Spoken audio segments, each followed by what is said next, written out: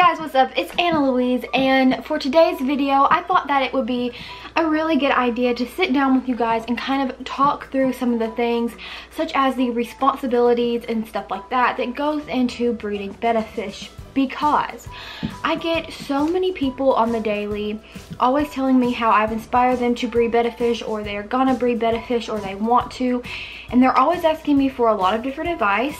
And I do have a whole entire video up that is 100% detailed into everything that goes into breeding bettas. I have literally everything you would need to know.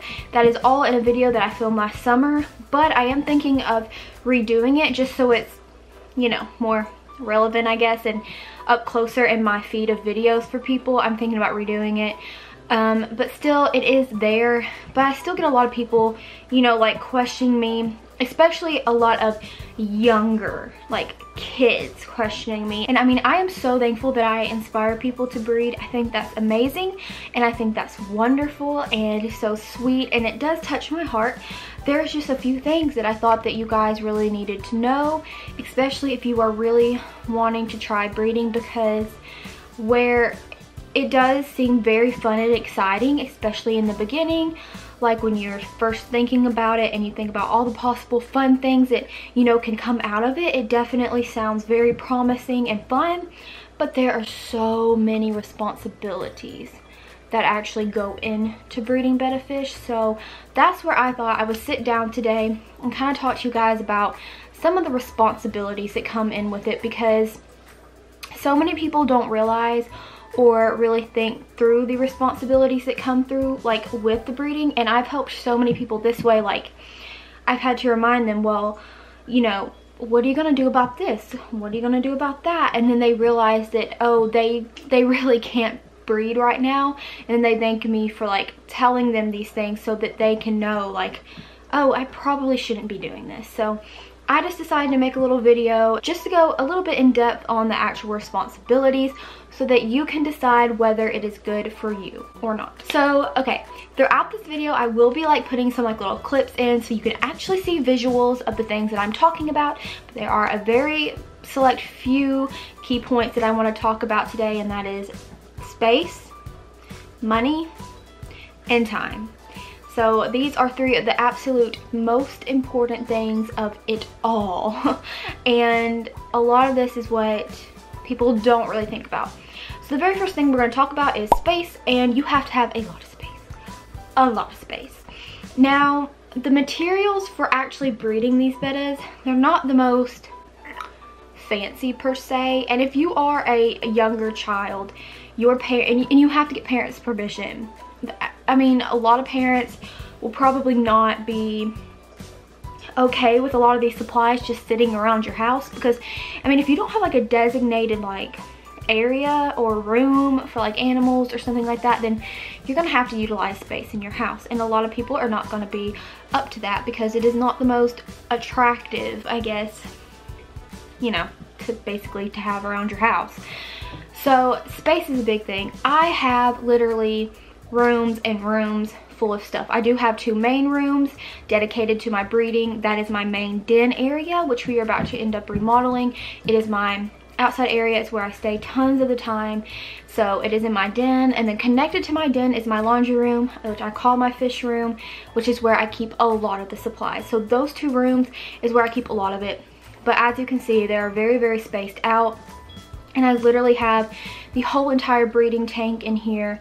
I have one of the brine shrimps hooked up to be made in here. I have a lot of the supplies out in the den where I always stay. And then in my fish room, I literally have all of my extra supplies, all my backups, all of my jars, the room for the big tote that I have to have, and the other brine shrimp hatcheries. So it's a lot of space, and you're going to have room in your house to actually do it. And also you're going to have to need extra space too, just in case something does come up where you're going to need a little bit more space than you originally thought.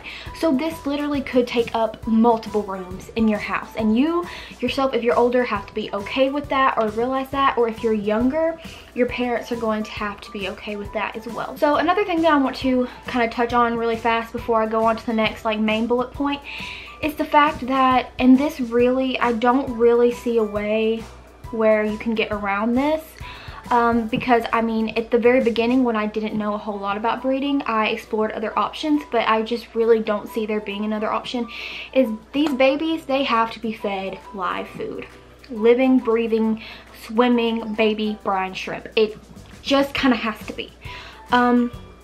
You'll have a lot of people tell you that you can feed them egg yolk or like these little like powder food kind of stuff, things like that, and that like, oh, they'll eat it, but that's just so not simply true. At least not in my case, and I know not in many people's cases. The babies are born to hunt. That is what is in their mind. See, because at first I didn't want to have to feed live food. If I can get around feeding live, like another live living thing to an animal, then I will try to do that, but there's just no way around it because it's their instinct to hunt. So if you don't have these baby brine shrimp hatcheries, which you have to make yourself, you have to buy all of the supplies and you have to make them yourself, and you have to keep up the like makings of them, and you have to have multiple ones, because once you're like remaking one of them, you have to have another one going so that the babies can continually eat. So you're gonna have to feed the live food. It just, there's really no way of getting around it, because this baby brine shrimp is their staple food for months. For the first couple of months of these babies' existence, that's all that they eat, because they hunt and it's what they're supposed to be eating. The other stuff, it just really doesn't work. So if you can't have the brine shrimp hatcheries, which I have them scattered between 2 different rooms, then you really can't like really go through with it. And doing the brine shrimp hatcheries, you literally have to have a whole entire setup for them. You're gonna have to have extra hoses and air pumps. You're literally gonna have to buy the eggs. You're gonna have to buy the salt that goes with them, the baking powder that goes with them, and you're going to have to constantly keep them up, because they take work in themselves. So once again, if you do not have the space, or you do not want to feed live food, or if you're not allowed to actually set up these hatcheries for the live food, then I do not recommend trying to breed bettas. Along with the hatcheries, they are not attractive, like I said, to be sitting in your house, so that's something that can turn people off. And I mean, it does get messy. It's just part of it. So if you do not have the space, not the live food, there's also the time that comes with these babies. So I want to state that you do have to spend a lot of time with betta breeding.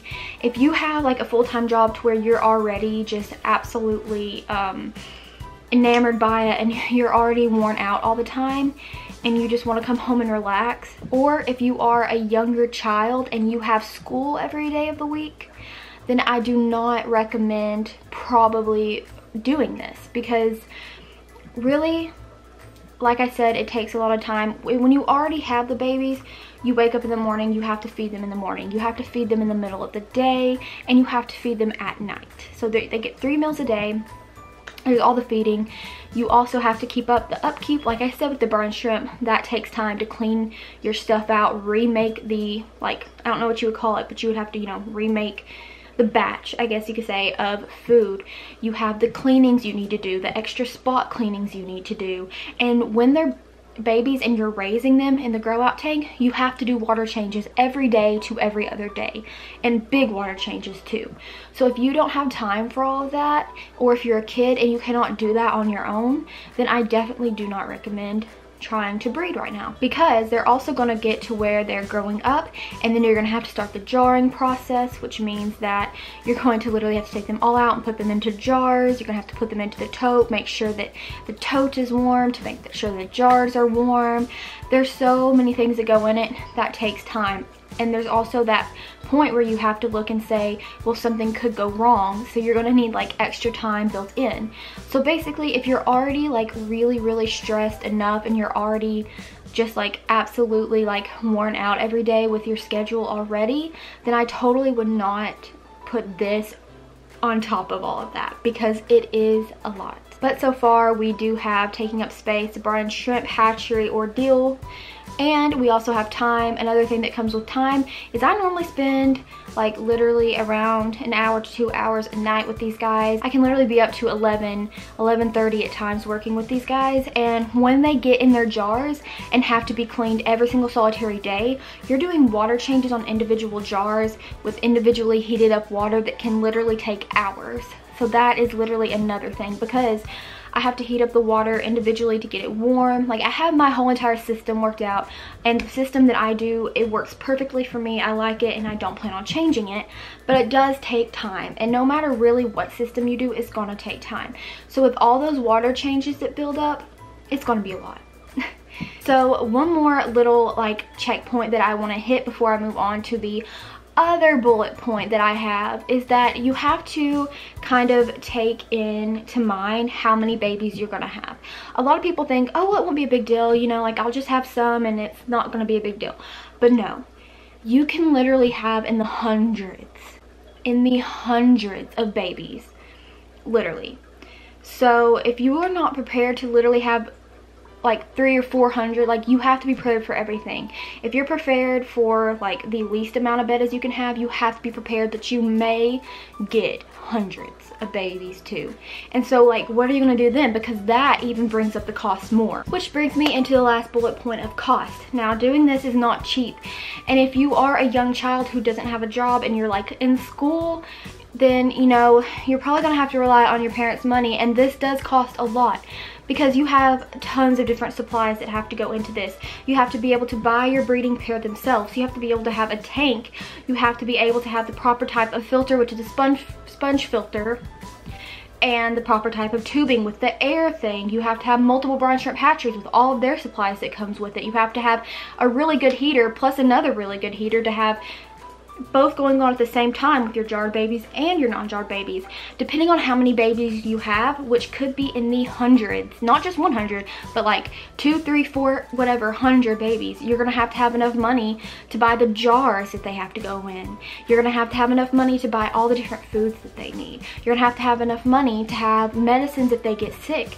You're gonna have enough money for the shipping supplies. You're gonna have enough money for heat packs. You're gonna have enough money for all of that stuff. And if you literally sit there and think about it, that's a lot of money. That's hundreds of dollars. And if you are a child and that does not have a job and is in school, then you know your parent may not want to spend that. Or if you are an adult or a, you know, an older teenager or anything that does have like a job, if you are needing that money, you know, if money's tight, you know, just for bills or whatever, then you may not want to get into betta breeding because it is quite expensive. And once again, you need that leeway just in case something does go wrong.